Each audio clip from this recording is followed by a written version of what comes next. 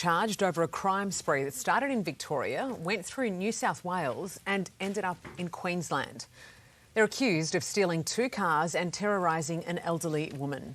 For more on this, let's bring in criminologist and former Queensland police officer Terry Goldsworth on the Gold Coast. Terry, thanks for your time this morning. We're talking about 2 14-year-olds and a 15-year-old. They're not even old enough to be driving, yet they crossed state lines and ended up arrested in Queensland. What is going on? Yeah, it is surprising, isn't it? But, we've seen an increase in crime on the Gold Coast in the last 12 months. Property crime and crimes against the person, the rate's gone up about 9%. So it's no surprise. I guess I use the analogy, moths and bright lights. Criminals were also attracted to the bright lights of the Gold Coast. In my time as a detective on the Gold Coast, it was quite often the case we'd get people travel up here, commit crimes, and then travel back.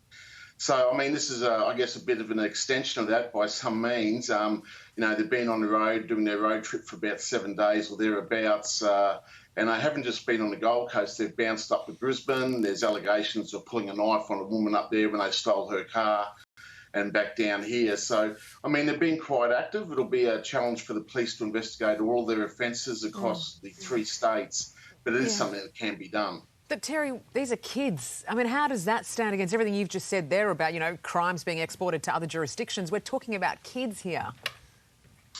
Yeah, look, unfortunately in Queensland, youth offenders from 10 to 17 make up more than 50% of our stolen vehicle offenders, robbery offenders and break-and-enter offenders. So we have a real problem in terms of our youth committing violent crime and very high-risk, dangerous crime. So I've read reports where the parents of these children are keen to come up here and assist police with the interviews, etc. So I'm not sure what the home circumstances are. They were, at least the girl was reported missing. But, something is not right here that 14-year-old kids jump in a car and steal multiple cars on their way up, a 1,700-kilometre drive up the eastern seaboard. It's just crazy. What is driving them? And how do we begin to understand that, right? You talk about Queensland crime on the rise. This crime is being exported from Victoria.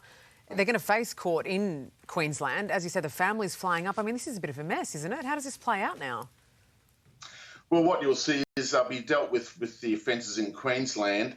But, they can investigate the offences across the other 2 states. And we've done it before. Like we had a triple murder up here where we tracked the offenders up and down the eastern seaboard using their phones. So if these young kids have had phones and they've kept the same ones and they've been active on them, etc., the police will simply get a tower dump which pinpoints their geolocation, time, date, place, and they'll overlay that with any possible offences. So they did find them with other property that indicated other offences. So it'll be probably a lengthy one, but I think New South Wales, Victoria will also be involved at some stage, and it'll be a joint task force. Yeah, there might be more charges, but it certainly says that crime is not just in Queensland. It's happening right across the country, and it's a proper issue.